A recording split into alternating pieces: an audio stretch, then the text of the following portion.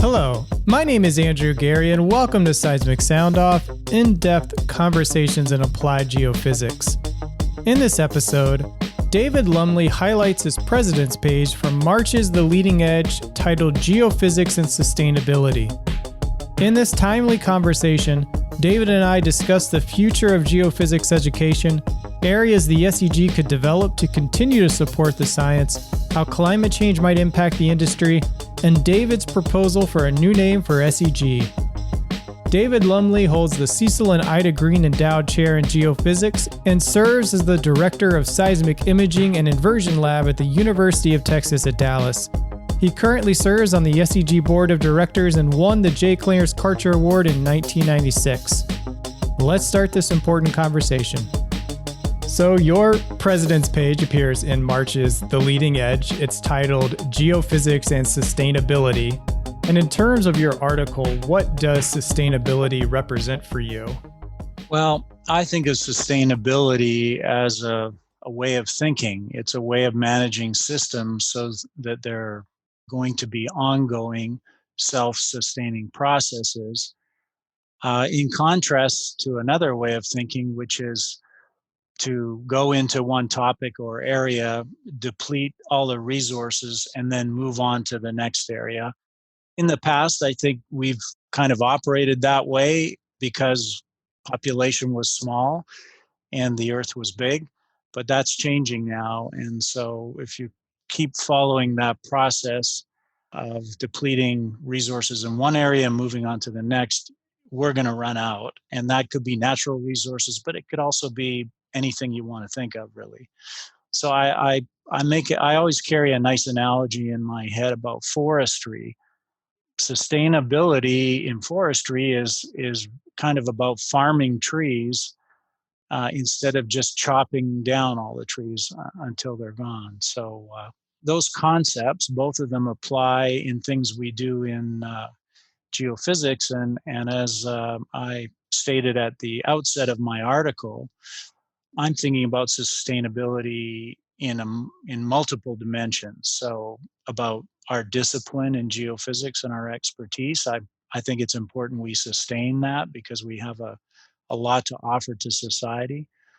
I think about education and training programs, particularly since I'm in a university. We want to sustain those programs for people who want to learn about geophysics and go out in the world and use it. It's no good if our programs crash and burn. And then, we don't have anybody coming through the pipeline to learn all this cool stuff. And then that sort of moves right over to professional societies, maintaining and sustaining our research and development of all the amazing new technologies we really have developed over the years and still are. They're of tremendous benefit to society, whether people realize that or not. So, and those things provide exciting and rewarding career paths, which is very important, I think, for people interested in science and physics and the earth. Not only sustainable natural resources, but the environment, climate, all kinds of things where we're faced with a number of global challenges facing humanity. And geophysics actually has a role to play in usually the top 5 challenges that appear on those lists. So then it becomes very important for SEG to think about, in a sustainable way, about its mission, its membership, its programs, and its services. There's a lot in that response I want to unpack. I want to start with, you mentioned, your current role at the University of Texas at Dallas. And as you said, you outlined several areas in the article where you're considering sustainability and applied geophysics. So zeroing in on 2 of those, you mentioned, sustainability of our geophysics educational programs in universities and professional organizations like the SEG. If you could just expand your thoughts on how those 2 areas in particular could foster sustainability for geophysics in the years ahead. How do you see these 2 areas helping out the field in the years ahead? Right. Well, on the educational side, if you think in the broadest terms, geophysics is a combination of earth science, physics, math, and computation. And we're really quite a unique science that combines all of those diverse things. On the educational side, we need to broaden our scope or make sure to keep a broad scope to address things that involve all of those, or science, physics, math, and computation. And of course, energy is a huge one. It has been for a century and even arguably longer, and that not only includes fossil fuel energies, which are still dominant today and I think will likely take at least a generation to transition away from, if that's the way things are going. But there's other types of energy source too. There's hydroelectric, there's wind, solar, nuclear, lots of different types of energy and new energy sources being developed. And I think what we often don't focus on is that all of those types of energy sources have an impact on the land, the earth, the environment. I mean, whether it's a solar farm is changing the temperature through introducing shaded areas, the near surface ecosystem. Wind farms, there's a lot of interest around how to develop efficient windmill farms, because it involves fluid flow and things like that. Once you put some windmills in, you change the fluid flow. Well, as geophysicists, we know a lot about these things, fluid flow and changes in the near surface and so forth. And so I think we need to broaden our scope at universities and other educational environments to be thinking about geophysics, particularly applied geophysics, in those broadest scopes. And in addition, I would say we really need to start thinking about the environmental impact of everything we do, whether it's energy or anything else. And as soon as you start, looking at things that way, then you say, okay, we might work on this type of energy or this water resource.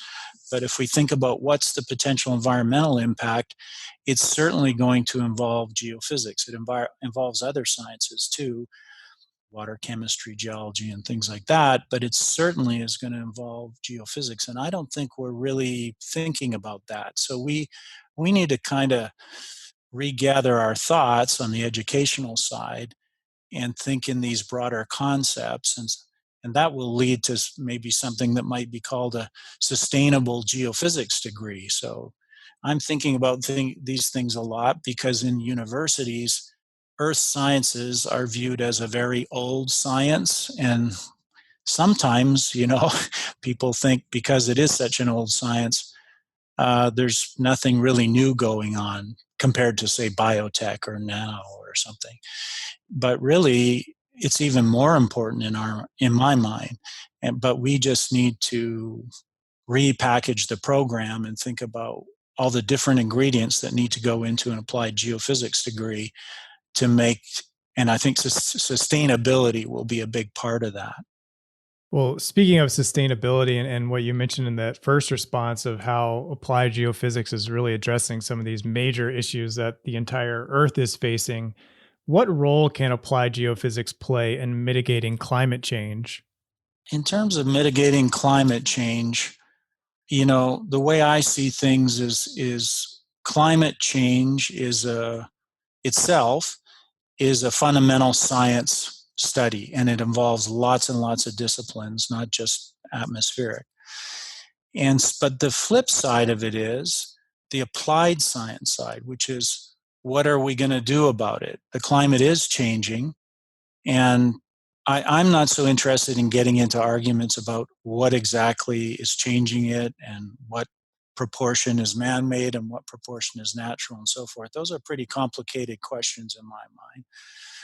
But certainly the climate is changing, and so how do we mitigate against climate change? So one of the big ways is hardening our cities, our infrastructure, etc., against climate change. So climate change is surely going to bring, and many already believe is bringing, extreme weather events, sea level rise, more flooding, fires, etc. They've been in the news a lot.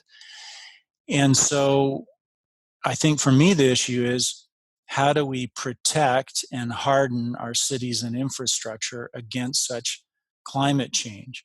Well, those type of things often involve having a better understanding of the near surface in terms of soil, shear strength, shallow water flows, etc. If you're gonna build and harden an infrastructure or a city against these extreme climate change events, you're really talking about the interaction between the climate and the Earth's surface there.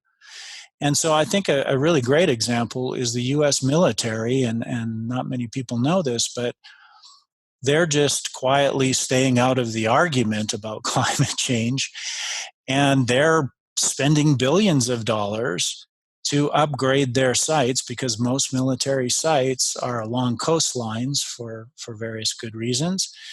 And they know that they'll be out of operation if they don't protect those sites and strengthen them, harden them against sea level rise, storms, hurricanes, et cetera, et cetera. And it's also true on the interior. So I think that's a really interesting thing.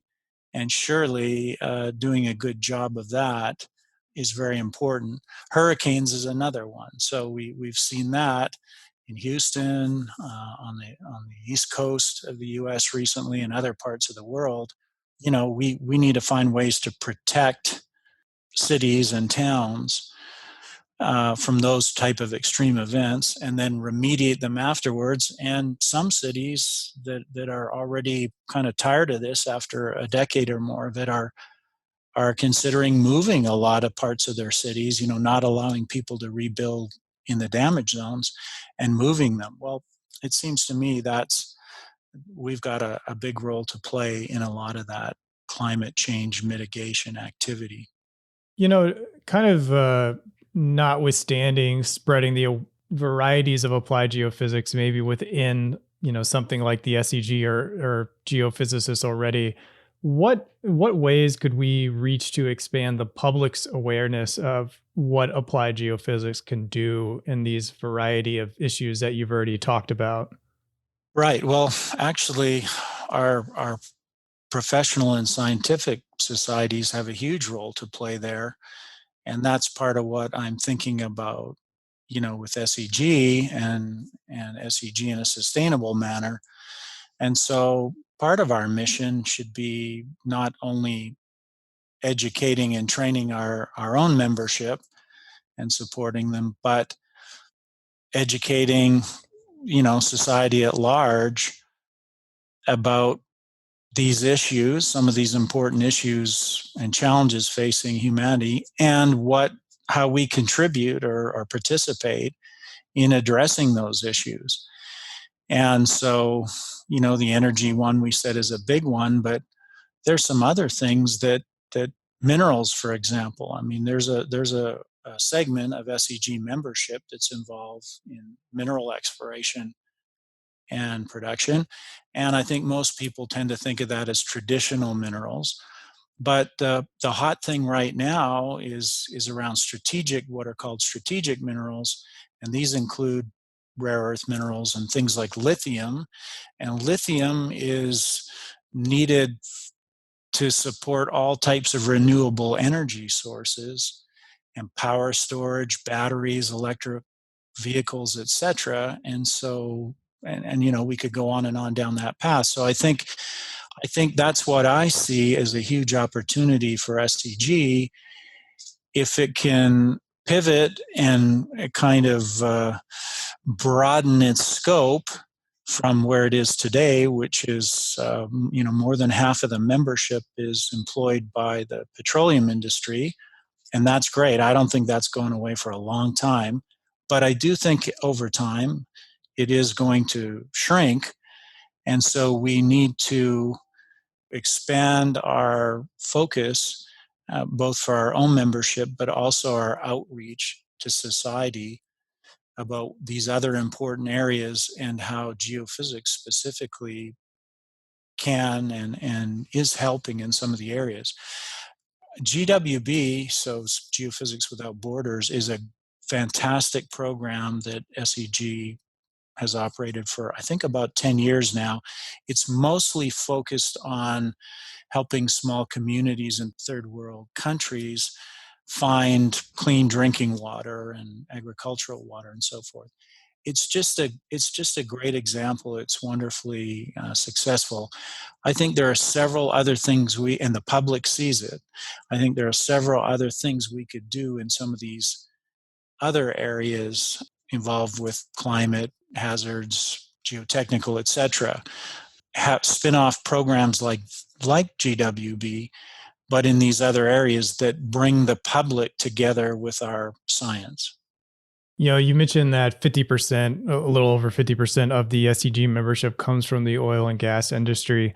Just kind of putting your prediction hat on, where do you see as possible, one or two areas of growth for applied geophysics in the future where maybe, this field is going to start taking up double-digit percentage of SEG membership, or, maybe start to push up against oil and gas as the primary membership base for something like the SEG? Well, I've been looking a lot at the projections for job growth and things like that over the next 20 years that are published by various government agencies. And what's interesting is things like environmental geoscience, let's say, renewable or alternate forms of energy, and even space sciences, planetary sciences, are right at the top of the list of the predictions for job growth in the, let's say, in the more comprehensive anything to do with earth science. So I think there's going to be a lot of job growth in the renewable energy sector, just because there's already a shift to renewable energy. It's a lot smaller than people think, but in terms of the whole makeup, but it's, the trend is clear, and the social viewpoints are also shifting. So, and all of those things like hydroelectric, wind, solar, there's some new types of nuclear being developed. Yeah, they all have an impact on the land, and they're going to need earth scientists and applied geophysicists who are not only earth scientists, but very good physicists, mathematicians, and computationally. There's going to be job growth there. Certainly water resources, clean drinking water, agricultural water, industrial water. There's a growing huge demand for water resources because we're kind of still existing in that old mode of let's deplete a resource until it's gone and then look for another one somewhere else, and that is not sustainable at all. And then, of course, there's always been activity in environmental for the past, probably since the 70s, I would say, 1970s, but it's been a slow growth in terms of jobs and things like that, but it's there. But my sense is combining environmental issues like contaminants, monitoring contaminants, remediation and things, with climate mitigation, the hardening of cities and infrastructure and things like that.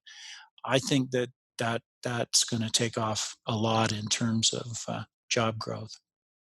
What would you say are one or two steps SEG could take in the next 1 to 2 years to begin addressing the changing industry as you see it?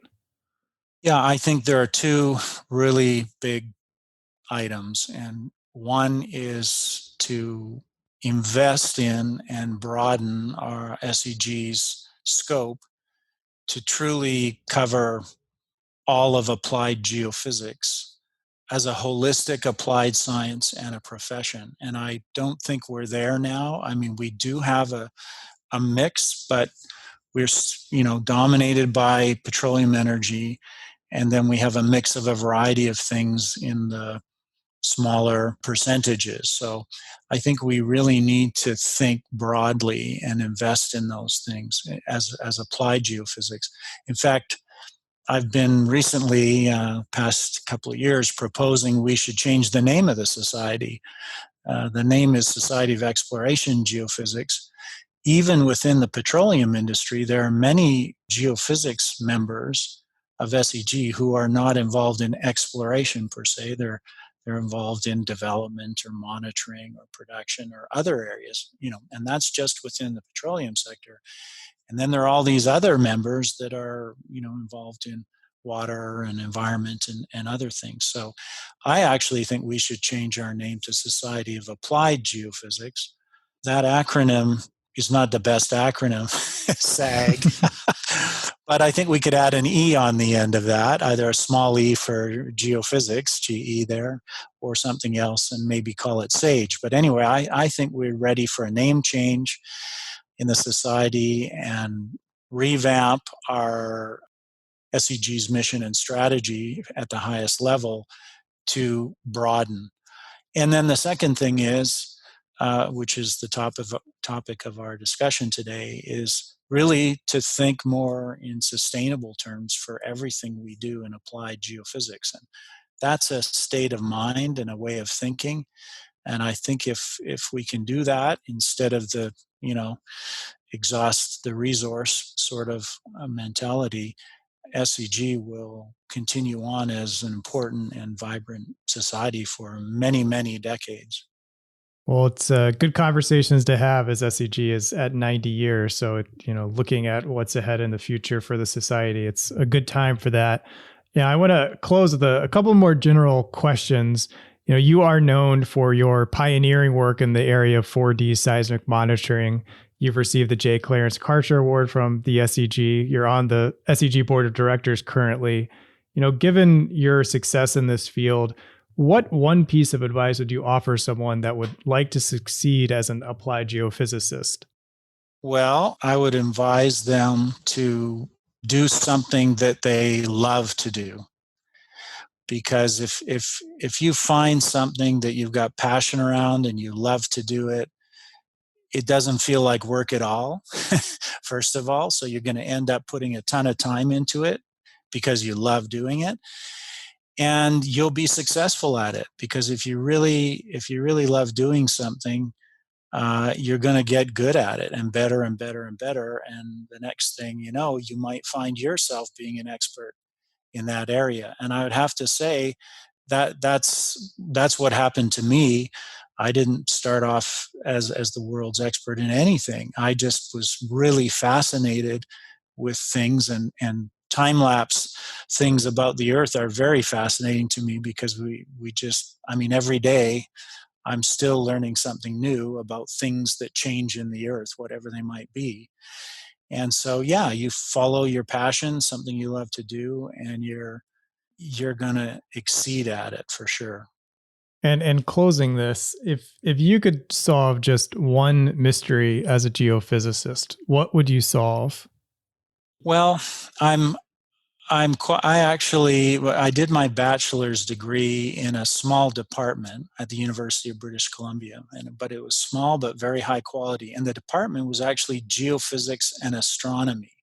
And they had a viewpoint there, and I learned that viewpoint early on from them, which is, geophysics is, you start from planet Earth, but you kind of work your way out to the planets and then out into space through the astronomy and astrophysics side of things. That was actually a wonderful education experience for me, and it's kind of influenced me through my whole career. So right now I'm working on a project, I have been the past few years, and it's around gravitational waves. And gravitational waves, astrophysical gravitational waves. So there was a big splash in 2016 that hit all the newspapers. The first gravitational event was detected and discovered actually in 2015, but it took a while to confirm it. It was published in 2016. And gravitational waves are caused by large mass events, like the merger of two black holes, and they send out a wave, essentially, a gravitational wave that stretches and squeezes the fabric of time. They're very difficult to measure, particularly on Earth, because, and one of the biggest noise factors turns out to be ambient seismic noise. Because ambient seismic noise that's just washing around the Earth continuously from teleseismic earthquake waves that are still ringing around the Earth, sometimes years after large earthquakes, those waves are ringing around the Earth. Ocean storms couple to the seafloor and cause ambient seismic noise. There's lots and lots of sources. So we're working, and we just recently received a $1 million grant to deploy a really beautiful seismic array, and we're working on it now. Hope to deploy it in Australia later in this year to really capture and measure all the ambient seismic noise wave fields that impinge on a certain site where there's a test gravitational wave detector. If we could do that and essentially measure and therefore reduce the amount of ambient seismic noise at these gravitational wave sites, LIGO are the two famous ones in the US. There's only 4 in the world right now. If we could do that, instead of detecting, right now they're detecting, it's not published, but they're detecting a gravitational event on the order of once every week or two. And they're not confirmed either, but that's about the order. If we could reduce the ambient seismic noise level, or even better, use our measurements of ambient seismic noise to in a feedback loop to adjust enhance the detectors, then we might be detecting one every day or every hour or every minute. And that would basically introduce a whole new area of science, much like radio astronomy was invented. It would be gravitational wave astronomy, and it would just allow us to explore parts of the universe and image things that we have no other way of measuring right now. So that's kind of my fun projects at nights and on the weekends, which is not exactly my mainstream geophysics role, but it's totally cool. So that's what I would choose as the big mystery. If I could help contribute to solving that would be wonderful. Well, I best of luck on that research. It's an exciting time, it sounds like, for you, as you just got that grant. And thank you for sharing a little bit more about your article that appears in March's The Leading Edge in the President's Page. And thank you for taking the time to write about it. Well, thanks very much for the opportunity to talk about it. It's always fun to talk about things that you like doing. Thank you for listening to SEG's flagship podcast. Please share this episode with a friend, colleague, or manager that would enjoy hearing this episode. Your recommendation is the single best action you can take on behalf of SEG's podcast. Go to our website at seg.org/podcast to find all our episodes and learn how you can listen to this podcast directly on your phone without downloading an app. Original music by Zach Bridges. This episode was hosted, edited, and produced by me, Andrew Geary. The SEG podcast team is Jennifer Crockett, Allie McGinnis, and Mick Sweeney. Thank you for listening. This is Seismic Sound Off, signaling off.